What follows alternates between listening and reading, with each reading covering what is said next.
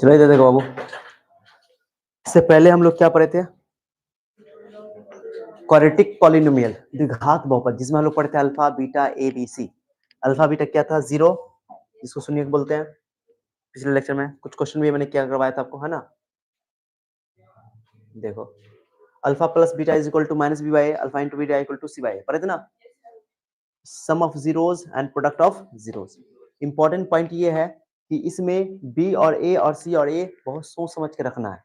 जब quadratic polynomial यानी द्विघात बहुपद ये होगा, तब b क्या है? यहाँ पे x का जो गुणांक है उसका, बस जो भी वैल्यू होगा x b का वैल्यू, उसका साइन बदलना पड़ेगा क्योंकि माइनस फार्मूला में है। और a लेना है x स्क्वायर का कोफिशिएंट। जैसे ये क्वेश्चन दिया था, देखो बच्चों लगता है कि आंसर ये दे देंगे ना, तो बच्चों को लगेगा आंसर माइनस बी बाई ए होगा, लेकिन इसका आंसर होगा बी बाई ए। क्यों? क्योंकि b की जगह माइनस बी है, b की जगह तो माइनस वन हो जाएगा प्लस। गलती नहीं करना। ऐसा ही कुछ क्वेश्चन है जो बच्चों को डाउट होता है, जैसे ये क्वेश्चन है, ठीक है? ये दे दिया, अब बच्चों को याद रहेगा सर इसका अल्फा प्लस बीटा पूछ रहे हैं, अल्फा प्लस बीटा का फॉर्मूला माइनस बी बाई ए याद कर लिया था, रट लिया था, आंसर मार देगा ये, ए मार देगा पहला। ये आंसर ए नहीं होगा। क्यों? क्योंकि बी की जगह यहाँ पर ए है। बी किसको बोला गया है? एक्स का कोफिशिएंट, एक्स के गुणांक। तो एक्स के साथ कौन लिखा हुआ? ए लिखा हुआ है, हाँ? और एक्स स्क्वायर के साथ कौन लिखा हुआ? बी। तो एक्स स्क्वायर के साथ साथ बी नीचे ले जाएगा, माइनस तरह करेगा, प्लस है तो माइनस, माइनस है तो प्लस, आंसर डी होगा। ठीक है, फिर इसमें देखो ये वाला क्वेश्चन, एक्स का कोफिशिएंट माइनस ए है, तो माइनस माइनस प्लस ए, और एक्स स्क्वायर का कोफिशिएंट सी है, तो ए बाई सी हो जाएगा, ए बाई सी कौन? Answer D. क्लियर हो गया? तो ये चीजें चेंज होती रहती हैं, लेकिन बस फार्मूला याद रखना कि alpha plus beta minus B by A, मतलब कि ऊपर एक्स का कोफिशिएंट नेगेटिव के साथ यानी कि साइन बदल देना है, और नीचे एक्स स्क्वायर का कोफिशिएंट, ऊपर एक्स का गुणांक बट्टा एक्स स्क्वायर का गुणांक माइनस लगा करके। उसके बाद अल्फा इंटू बीटा होता है सी बाई ए, यानी कांस्टेंट टर्म ऊपर और नीचे एक्स स्क्वायर का कोफिशिएंट। ये याद रखना है, ठीक है? अब जैसे मैं एक क्वेश्चन देता हूं, दो एक क्वेश्चन, तो पहले क्वेश्चन देता हूं, उसके बाद बात करेंगे।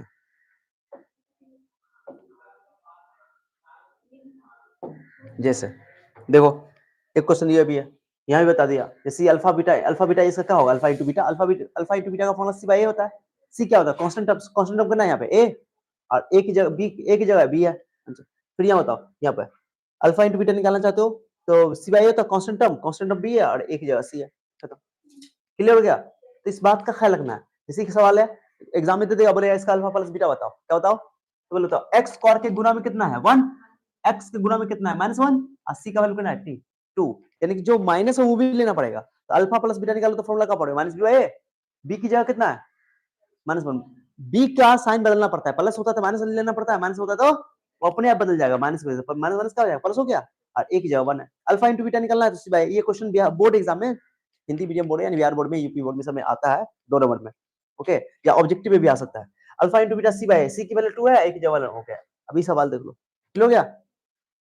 ए की वैल्यू 3, बी की वैल्यू -6, सी की value 8, alpha plus beta is equal to minus B by A, तो बी की जगह हो गया -6, माइनस माइनस प्लस, 3 दूना 6, काट दो। Alpha into beta C by A होता है, यानी कांस्टेंट टर्म बाय ए का एक्स स्क्वायर का कोएफिशिएंट, तो 8/3, खत्म। इस टाइप का क्वेश्चन सब पूछा जाता है।